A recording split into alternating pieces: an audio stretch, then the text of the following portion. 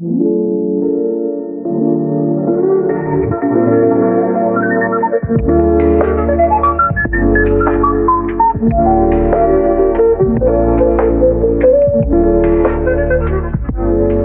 everyone, welcome back. So have you ever felt like you're juggling chainsaws while riding a unicycle? Oh, wow. Because that's kind of how I feel when I try to wrap my head around the idea of balance in life. But you know what? We actually found this WikiHow article that breaks down this concept in a way that makes even me feel a little hopeful. Nice. So today, we're going to dive deep into practical strategies for a more balanced life. And I can't wait to hear your thoughts. I love that analogy. It really captures the feeling, doesn't it? And yeah, you're right. This WikiHow that we found, it's not like just some vague self-help mumbo jumbo. Right. It actually gets into the specifics, like creating schedules, prioritizing activities, even how caring for your physical health plays into the whole balance thing. Okay, so before we get lost in the weeds here, can you just kind of give us the big picture overview? What are the main areas that this WikiHow tackles? Yeah, absolutely. They break it down into 3 key areas. So we've got creating a sense of balance, maintaining that balance in your everyday life. Gotcha. And then, of course, the good old physical health stuff. Right. I think a lot of people underestimate how much those things are connected. Totally. I always thought balance was just about squeezing in enough yoga between work and errands. Right. But this article is making me rethink that whole concept. So let's just start at the beginning. Creating that initial sense of balance. What stuck out to you in that section? Well, they really emphasize making a schedule. Okay. Which might sound obvious, but you'd be surprised how many people just try to wing it and then wonder why they feel so scattered. That's totally me. I am the queen of procrastination when it comes to scheduling. Right. Why is it so important, though? Isn't that just adding more to our already overflowing plates? I think that's where the magic lies. Okay. It's not about cramming more things in. It's about conscious prioritization. Okay. Think of it like budgeting, but for your time. Ooh, I like that. When you sit down and actually allocate time for work, family, and yes, even fun. Yes. You're making deliberate choices about what truly matters to you. Right. And that alone can dramatically reduce stress because you're no longer constantly feeling behind or overwhelmed. That makes a lot of sense. But okay, let's be real. Even with the best schedule, life just throws curveballs. Can we talk about the C word? Compromise? Yes, the inevitable compromise. Yeah. The WikiHow makes it really clear. You can't be everything to everyone all the time, right? It's about making choices that align with your values. Yeah. For example, maybe you can't always be the employee who stays late and the parent who makes it to every soccer game. Right. Something's got to give, right? I think a lot of us, especially those of us who are striving for that elusive work-life balance, really struggle with this. Yeah. It feels like we're constantly letting someone down. That's why honest self-reflection is so crucial. Ask yourself, what truly matters most to me? Yeah. And once you've kind of identified that, it's about open communication with those who are affected by your choices. Okay. Your partner, your kids, your boss, whoever it is. It's about finding a compromise that works for everyone, even if it's not always perfect. So it's not about having it all. It's about having what truly matters. Exactly. Right. And that brings us to another key point that the article makes: positive thinking. Okay. It's not just about being a Pollyanna. It's about approaching challenges with resilience. Okay. Instead of thinking, I can't do this, try reframing it to, this is tough, but I'm going to figure it out. I love that because let's face it, life is full of curveballs and, we've got our schedule, we're making conscious compromises, we're rocking that positive mindset. What's next in this quest for a balanced life? Well, the WikiHow gets into some really interesting stuff about maintaining balance in your everyday life. And it all starts with something we often overlook. Hobbies.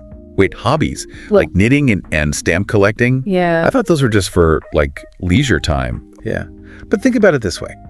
When was the last time you got so absorbed in something that you completely lost track of time? That's a good point. That's the power of a hobby. Okay. It allows you to step away from the daily grind, Okay. de-stress, and tap into a different part of yourself. Okay. It could be anything from hiking to painting, playing video games, whatever. So it's not just about keeping busy, it's about finding activities that genuinely bring you joy. Exactly. And the benefits go beyond just feeling good. Hobbies can help you develop new skills, boost your creativity, and even connect with other people who share your interests. They actually give examples in the article like hiking, stargazing, playing piano, even woodworking. It's a pretty diverse range. Yeah, it is. I personally get a huge sense of peace from spending time in nature, just observing the stars or listening to the birds. That's a great example. Yeah. It doesn't have to be something grand or expensive. It's about finding what resonates with you, what brings you that sense of calm and satisfaction. Okay, so we've got our hobbies sorted. Right. What else does the WikiHow suggest for just maintaining balance on a daily basis? Well, alongside those solo pursuits, they emphasize the importance of spending quality time with loved ones. Okay. Things like family dinners, game nights, or just catching up with friends over coffee. Yeah. Just simple things like that. It sounds so simple, but I think a lot of us struggle to make time for those connections, especially as life gets busier. It's easy to get caught up in the whirlwind of work and obligations, but nurturing those relationships is crucial for our mental and emotional well-being. Right. We're social creatures, after all, and those connections provide support, laughter, a sense of belonging that we can't get anywhere else. So true. And speaking of feeling good, the WikiHow also talks about making relaxation a non-negotiable part of your routine. Yes. Like, they actually recommend a daily 30-minute practice. They're really onto something there. It's so easy to push relaxation to the bottom of our to-do list, but it's just as important as eating healthy and exercising. Whether it's a bubble bath, meditation, reading a book, or simply sitting in nature, finding ways to unwind and de-stress is essential for maintaining balance. Okay, so we've got hobbies, we've got social time, relaxation, but what about the elephant in the room? Work. Right, let's talk about work. Yeah. The WikiHow dives into this, emphasizing the importance of finding fulfilling employment that meets your needs on multiple levels. Okay. Not just financially, but also emotionally and intellectually. It's about finding that sweet spot where you feel challenged and engaged, but not completely drained and overwhelmed. Exactly. This is where that concept of work-life balance comes in. Right. And it's crucial to remember that balance looks different for everyone. Yeah. It's about setting boundaries, leaving work at work, and advocating for your personal needs within the workplace. It's about recognizing that your worth isn't solely defined by your productivity, which is a tough one for a lot of us to wrap our heads around. Absolutely. Yeah. And alongside work and personal life, the article mentions connecting with spirituality. Now, this could be through organized religion, but could also be something more personal, like meditation, spending time in nature, or simply reflecting on your values and beliefs. So it's about finding that sense of meaning and purpose that goes beyond the day-to-day. Precisely. Yeah. For some, that might be a traditional religious practice. For others, it might be a more individual exploration. The key is to find what resonates with you, what helps you connect with something larger than yourself. And before we move on to the physical health aspects of balance, there's one more point from the WikiHow that I found really intriguing. Patience. They actually have a whole section on it, emphasizing its value as a virtue. Patience is often overlooked in our fast-paced world. Right.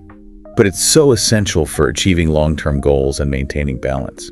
It's about understanding that things take time, being resilient in the face of setbacks, having perspective. Okay. And crucially, it's not about being passive or lazy. It's about actively working towards your goals while accepting that the journey might not always be linear. It's about embracing the process and trusting that things will unfold in their own time. Exactly. So we've laid the groundwork for creating a sense of balance, explored how to maintain it in our daily lives. Yeah. Now it's time to delve into the crucial role that physical health plays in this whole equation. Yes. But that's a conversation for part 2. Looking forward to it. Stay tuned.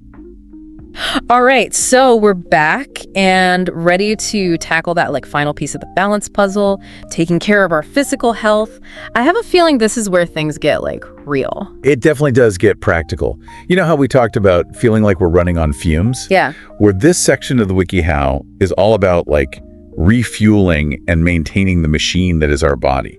Okay, so where do we even begin? Well, they kick things off with really the foundation of good health. Yeah. Sleep. Okay. And it might seem basic, but, so many of us skimp on sleep, and then we wonder why we're dragging ourselves through the day. No kidding. I am definitely guilty of sacrificing sleep when I have deadlines looming. Yeah. But what I think is fascinating is that the article doesn't just say, get more sleep. It gets into the nitty-gritty. Exactly. They recommend sticking to a regular sleep schedule, Okay. even on weekends. Ooh, that's a tough one. Which, let's be honest, can be tough. Yeah. But the science is clear. Consistency helps regulate your body's natural sleep-wake cycle, leading to deeper, more restorative sleep. So it's not just about the quantity of sleep, it's the quality. Exactly. I remember reading somewhere that our brains actually do some serious housekeeping while we sleep, like clearing out toxins and consolidating memories. That's exactly right. Think of it like hitting the reset button for your brain and body. I like that.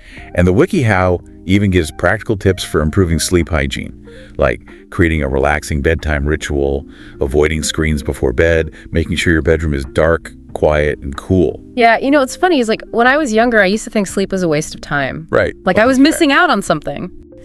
But now, a good night's sleep feels like the ultimate luxury. It's funny how our perspective shifts as we get older, isn't it? It really is. But speaking of feeling energized and alive, let's talk about the next big thing, the WikiHow highlights. Exercise. Okay, so before you launch into a lecture about hitting the gym every day, Yeah. can I just say, sometimes, like, the thought of exercise feels about as appealing as a root canal. I hear you. And believe it or not, the WikiHow acknowledges that not everyone is a fitness fanatic. Okay, good. The key is to find activities you actually enjoy. Yeah. They recommend a mix of aerobic exercise like running, swimming, or dancing, Okay. and strength training, which could be anything from lifting weights to doing body weight exercises at home. So it's not about forcing yourself to do something you hate. It's about finding movement that feels good in your body. Exactly. Yeah. And the benefits, they go way beyond just physical fitness. Right. Regular exercise has been shown to reduce stress, improve mood, boost energy levels, and even sharpen cognitive function. When you put it that way, it's kind of hard to argue with the benefits. Right. Maybe I'll finally dust off that yoga mat. So speaking of things we sometimes resist, but are ultimately good for us, let's talk about food. Okay.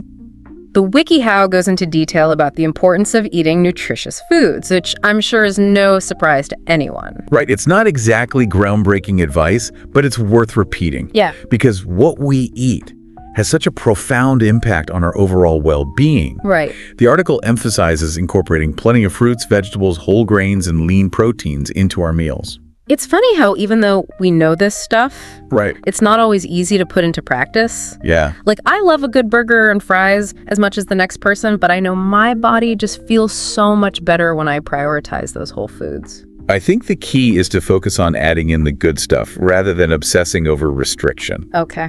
The WikiHow actually suggests some really creative ways to make healthy eating more enjoyable, like sneaking veggies into sauces or smoothies, or experimenting with new recipes to make healthy meals more appealing. Oh, I love that. It's about making healthy choices that are sustainable and enjoyable, not punishing yourself with some restrictive diet. Exactly. Speaking of things that can be tempting, but ultimately detrimental to our well-being, the WikiHow also touches on the topic of addiction.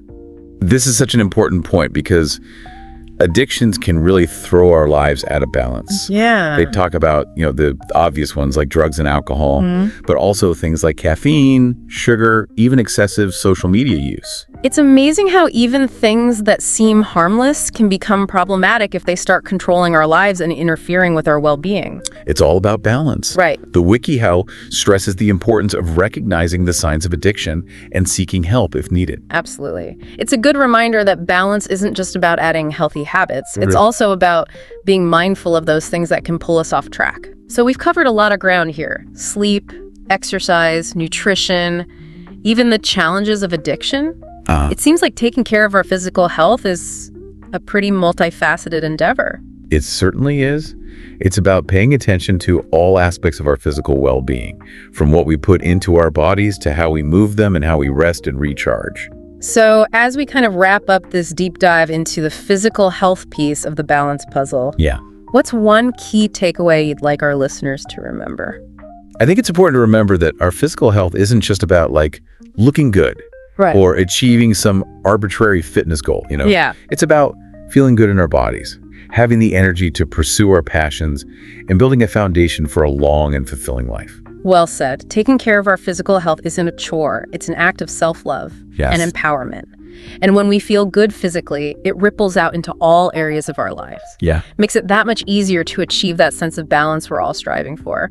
Absolutely. It's all interconnected. So as we move into the final part of our deep dive, I'd love for our listeners to consider how these physical health practices we've discussed can support their overall journey towards a more balanced life. That is a great point. Now, for the grand finale, Yes. let's synthesize everything we've learned and explore like what it all means for our quest for balance. Okay. On to part 3. Okay, so we've made it to like the final act of our balance extravaganza. Well, I think We've explored everything from, time management and hobbies to the importance of sleep and like green smoothies. right. But now, for the big question, what does it all mean? Yeah, that's where the real magic happens, right? Taking all these individual pieces and weaving them together into a life that feels, authentic and fulfilling. Right. It's about understanding that balance isn't like a fixed destination. It's more like an ongoing dance between, our priorities, our passions, and like the realities of our everyday lives. So it's like figuring out the choreography to our own personal balancing act. Exactly. But like, where do we even begin to put all of this into practice? It can feel kind of overwhelming. Well, I think the nice thing is the WikiHow reminds us that it's not about making drastic overnight changes. Okay. It's about those small, sustainable steps that are taken consistently over time. Okay. And I think the beauty of this approach is that it's completely customizable. Right. What works for one person might not work for another, and that's okay. So it's not about like following some rigid formula. It's about experimenting and finding what feels right for you. Exactly. Remember how we talked about self-reflection being key? Yeah. This is where that really comes into play. Okay. Ask yourself, what does a balanced life look and feel like to me? Yeah. What are my non-negotiables?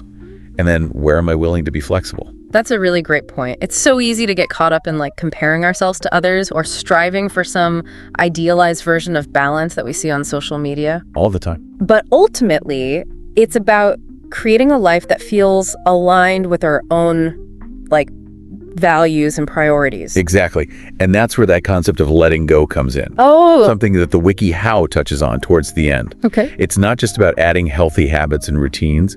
It's also about releasing those things that are no longer serving us, that are draining our energy, pulling us away from what truly matters. Could you give some examples? Absolutely. It could be anything from decluttering your physical space to saying no to commitments that you no longer feel passionate about. Oh, okay. It could even mean letting go of, like certain beliefs or thought patterns that are holding you back from experiencing greater balance and joy. So it's not just about adding things to our lives. It's about creating space for what truly matters by letting go of what no longer serves us. Exactly. I love that. It's about recognizing that sometimes subtraction can be just as powerful as addition. Wow. And that applies to everything from our schedules and possessions to our relationships and even our own thoughts and emotions. I feel like I have a whole new understanding of what it means to live a balanced life. Yeah. It's not about perfection. It's about intentionality, self-awareness, and making choices that honor our own unique needs and aspirations.